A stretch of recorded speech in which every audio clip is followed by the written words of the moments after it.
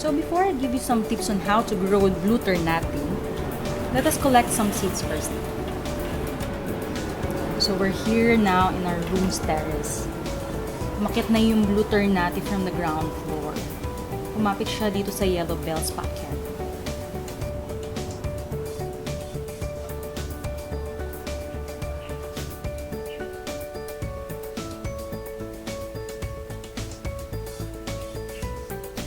Ganito ang itsura ng seed pod.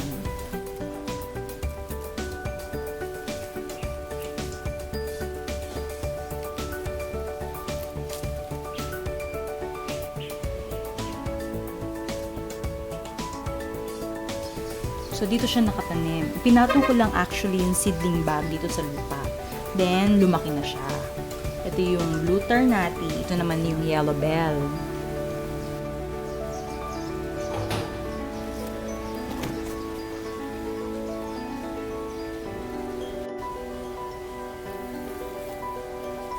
So, ito na siya ngayon. Ang laki na ng trunk, no?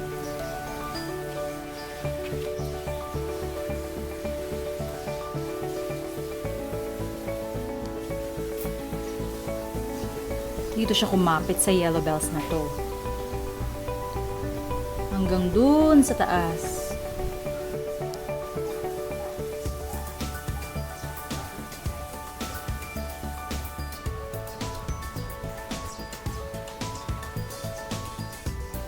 So, tip number 1. Use loam soil or potting soil. Mas loose kasi ang loam soil or potting soil. So, may enough air for your roots. Nagre-retain din siya ng moisture and nutrients for your plant.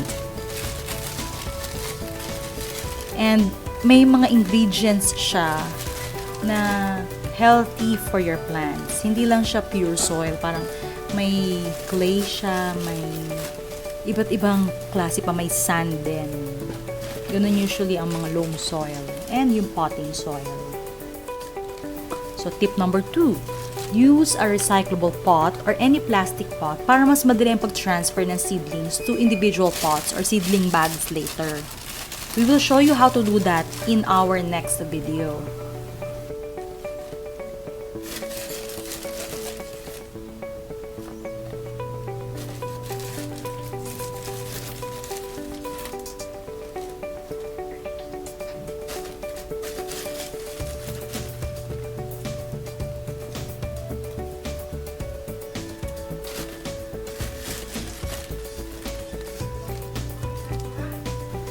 Tip number 3, do not press down the soil.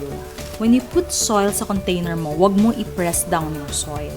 Keep it loose para mas madali pumasok sa ilalim yung roots ng seeds.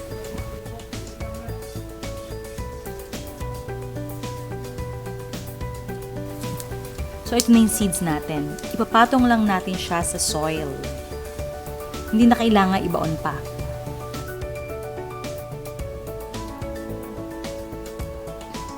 Pinagsama-sama lang natin siya sa isang container kasi hindi naman lahat ng seeds nag-grow or nag-germinate. So, kukunin lang natin or dilipat lang natin next time yung mga nag-germinate or nag-grow. So, didiligan natin siya.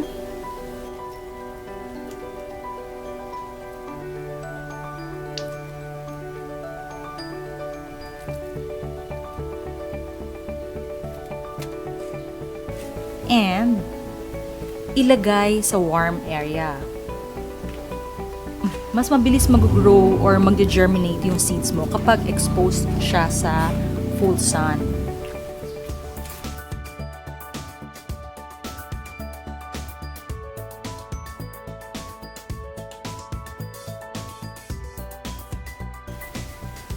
Abangan nyo yung next video natin kung saan ipapakita ko kung paano ilipat yung mga seedlings sa individual seedling bags or pots.